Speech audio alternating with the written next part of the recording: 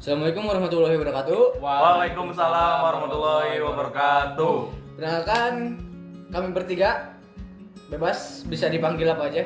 Oke, Saya Dina Wardana Saya Fahmi Farudin. saya Cesa Ferindino. akan menjelaskan memahami sifat dan penggunaan akuntansi. Oke, saksikan. Ya, saya di sini akan menjelaskan sifat-sifat dan peranan akuntansi. Yang pertama yaitu kejujuran dari akuntansi pada umumnya dan auditor pada khususnya. Yang kedua, memiliki kepedulian terhadap status ekonomi pihak lain dalam bentuk penyelenggaraan dan akuntabilitas.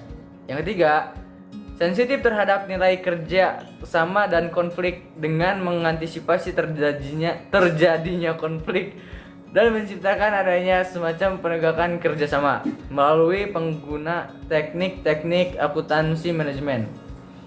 Yang keempat, sifat akuntansi yang komunikatif dengan menceritakan pengalaman-pengalaman ekonomi melalui dialog akuntansi. Yang kelima, penyebaran informasi ekonomi dengan memberikan informasi mengenai ekonomi untuk pengambilan keputusan. Ya.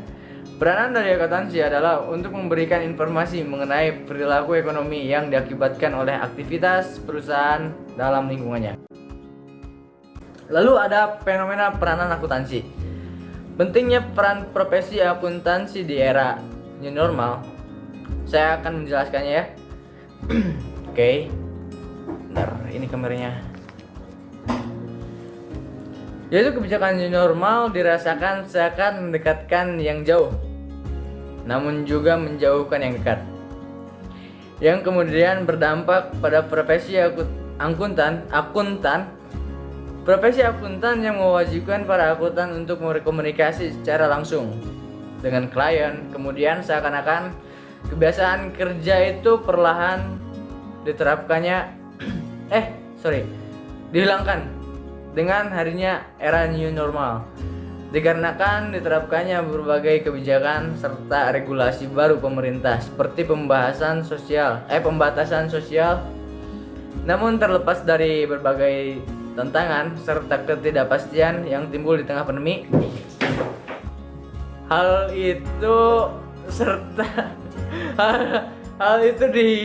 diharapkan tidak akan menurunkan kualitas informasi keuangan maupun non keuangan yang akan dikomunikasikan oleh seorang akuntan. Ya, menurut Ikatan Akuntan Indonesia, akuntan profesional mampu menekan sekaligus meminimalisir resiko ekonomi yang dimana dapat menyebabkan terjadinya suatu perubahan yang tidak diharapkan dan menimbulkan risiko-risiko yang dapat mempengaruhi keuntungan serta tujuan yang dicapai oleh perusahaan.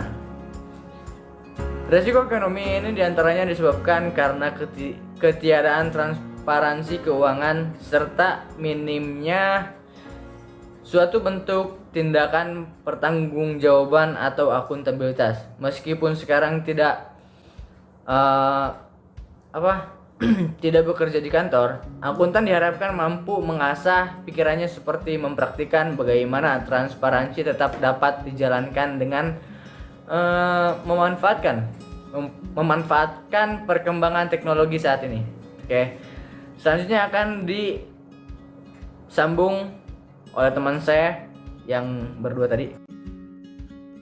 Oke, dilanjutkan dengan materi pengukuran dalam akuntansi. Pengukuran dalam akuntansi. Di sini arti pengukuran adalah pemberian angka-angka kepada objek atau kejadian-kejadian menurut aturan-aturan tertentu. Angkanya mengidentifikasi dan memilih objek-objek ini, aktivitas kejadian dan atribut-atributnya yang dianggap relevan bagi pengguna. Pengguna sebelum pengukuran yang sebenarnya dilakukan. Di sini ada jenis ukuran. Yang pertama itu ada ukuran langsung maupun tidak langsung. Yang kedua dilihat dari dimensi waktu pengambilan keputusan, ukuran lampau, masa kini, atau ukuran masa depan yang masing-masing mengacu pada kejadian masa lampau, masa kini, atau masa depan. Yang ketiga ada untuk menentukan apakah objek akuntansi atau atribut pengukurannya berada di kejadian masa lampau, masa kini, atau masa depan. Jika dilihat secara relatif terhadap waktu, ketika ukuran itu dibuat, ukuran akuntansi dapat diklasifikasikan sebagai suatu ukuran retrospeksi atau kontemporer atau prospektif. Yang keempat ada pengukuran dapat berupa pengukuran fundamental dan turunan. Yang kelima ada pengukuran turunan. Pengukuran dapat dilakukan ketika teori-teori empiris yang telah dikonfirmasikan mungkin dapat digunakan untuk mendukung keberadaan mereka atau dibuat melalui suatu keputusan yang resmi yang didasarkan atas keputusan resmi yang birter. Sini ada jenis skala. Setiap pengukuran dibentuk dalam suatu skala. Yang pertama ada skala nominal, kemudian ada skala ordinal, interval, maupun skala rasio. Selanjutnya ada kebijakan akuntansi dan perubahannya. Perusahaan perlu menentukan pilihan metode akuntansi yang berbeda dalam pencatatan dan pembuatan laporan keuangan. Hal ini mencerminkan kebijakan akuntansi dari perusahaan tersebut. Perusahaan juga membuat perubahan-perubahan akuntansi sebagai bagian dari kebijakan akuntansi. Para regulator akuntansi telah mencoba untuk membatasi kemampuan manajemen untuk menggunakan perubahan akuntansi dalam meningkatkan ataupun menurunkan laba bersih. Rilis akuntansi SEC nomor 177 juga mengharuskan agar perubahan akuntansi dilakukan bagi metode akuntansi yang lebih menguntungkan, menggunakan pertimbangan bisnis yang wajar dalam pemilihannya. Sekian, selanjutnya akan dibahas oleh teman saya selanjutnya. Baiklah, saya akan melanjutkan presentasi dari teman saya. Nah, bagi materi saya itu tentang kecurangan dalam akuntansi. Nah, kecurangan atau fraud memiliki banyak definisi. Ini merupakan tindakan kriminal. Kecurangan merupakan pengelabuan yang disengaja yang dilakukan oleh orang lain melalui kebohongan dan penipuan untuk tujuan memperoleh keuntungan ekonomi, pribadi, sosial, atau politik yang tidak adil oleh orang tersebut. Ada 4 kecurangan dalam akuntansi. Yang pertama itu kecurangan korporat. Kecurangan ini biasanya dilakukan oleh pejabat eksekutif dan atau manajer pusat laba dari perusahaan publik untuk memenuhi kebutuhan ekonomi jangka pendek mereka. Nyatanya lebih dari sekedar tekanan untuk profitabilitas jangka pendek belaka. Tapi keserakan ekonomi dan ketamakan juga menodai nilai sosial. Bukti dari Biro Investigasi Federal Amerika Serikat (FBI) menunjukkan bahwa kecurangan korporat meningkat. Kecurangan melonjak 75% antara tahun 1976 dan 1976. Dan pengelapan naik 26%. Situasi ini mengarah pada banyak sekali aktivitas yang mengakibatkan banyak kecurangan korporat. Meningkatnya jumlah kecurangan korporat di Amerika Serikat dan tempat-tempat lain adalah hasil dari pengindahan etika bisnis. Yang kedua ada kecurangan dalam pelaporan keuangan.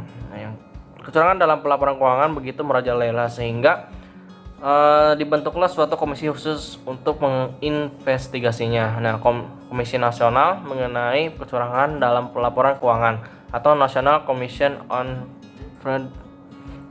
Fraudulent Financial Reporting. Nah, jenis-jenis umum kecurangan dalam pelaporan keuangan meliputi manipulasi, terus pemalsuan atau pengubahan catatan-catatan atau dokumen, penekanan atau penghilangan dampak dari yang sudah selesai dari catatan dokumen pencatatan transaksi tanpa ada substansi kesalahan penerapan dalam kebijakan akuntansi. Kegagalan untuk mengungkap informasi yang signifikan. Nah, yang ketiga itu kejahatan kerap putih. Nah, kejahatan kerap putih adalah suatu hal yang menjadi perhatian Durkheim yang meyakini bahwa kondisi anomi dari etika perkiraan adalah penyebab dari tidak berhentinya konflik-konflik yang berulang dan beragam kekacauan yang sayangnya ditunjukkan oleh dunia ekonomi. Pada waktu yang sama, Ross mengamati adanya peningkatan kerentanan yang diciptakan oleh semakin meningkatnya kompleksitas dari bentuk-bentuk interdependensi di antara masyarakat. Kerentanan ini dieksploitasi oleh suatu kelompok baru yang disebut sebagai kriminaloid. Nah, kemudian yang terakhir adalah kegagalan audit. Nah, auditor diharapkan dapat memperbaiki atau mengungkap penghilangan atau kesalahan informasi keuangan yang material. Ketika auditor gagal dalam untuk memenuhi ekspektasi ini, maka tingkat kualitas auditlah yang dapat menghindarkan kegagalan audit. Kita Kita lanjutkan ke slide berikutnya. Nah, ini adalah fenomena dari kecurangan dalam akuntansi. Nah, ini tentang pelanggaran kode etik kecurangan Melinda D terhadap nasabah Citibank. Ini sumbernya dari komparan.com. Nah, kisah Melinda D 6 tahun bobol rekening nasabah Citibank. Nama Inung Melinda D sempat meramaikan jagat pemberitaan di Indonesia pada 2011 sampai 2013 silam. Nama perempuan itu meroket karena tersandung kasus pembobolan rekening nasabah Citibank. Nah, Melinda saat ini bekerja sebagai Senior Relation Manager Citigold Citibank Sabang Landmark Jakarta Selatan.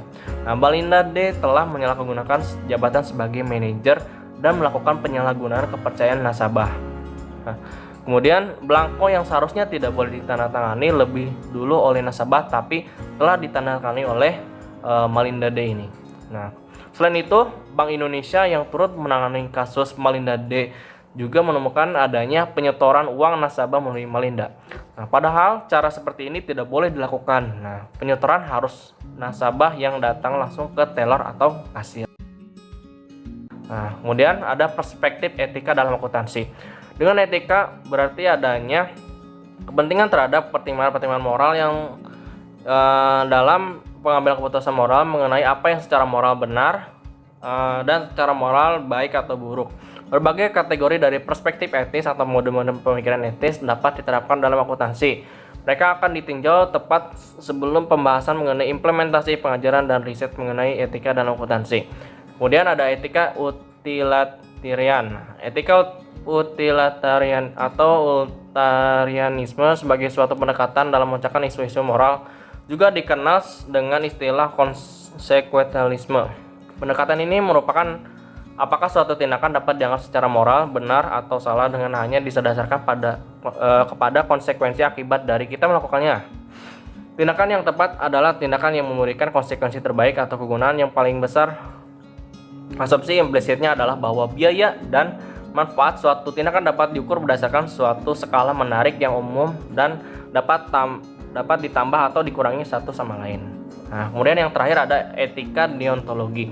Nah, etika deontologi sebagai salah satu pendekatan dalam memecahkan isu normal moralitas dikenal pula dengan istilah moralitas berbasis aturan pendekatan. Pendekatan ini mempertimbangkan suatu tindakan yang menurut moral itu benar jika itu telah sesuai dengan aturan moral yang tepat. Sebuah tindakan yang melanggar aturan tersebut namun menghasilkan suatu yang menguntungkan tetap dianggap salah. Sumber-sumber aturan tersebut dapat berupa teologis dan sosialis. Karena adanya keterbatasan dari kedua sumber, digunakan kriteria yang ditetapkan berdasarkan atas konsekuensi menerapkan suatu kumpulan-kumpulan atau moral tertentu atau kemampuan yang seharusnya kita miliki mengintuisi moral, pemikiran, akal, kelayakan. Karena kekuatan dan keterbatasan yang dimiliki oleh etika, utilitarianisme dan teologi suatu kompromi yang sesuai akan menjadi suatu yang ideal. Nah, baiklah, terima kasih. Sekian.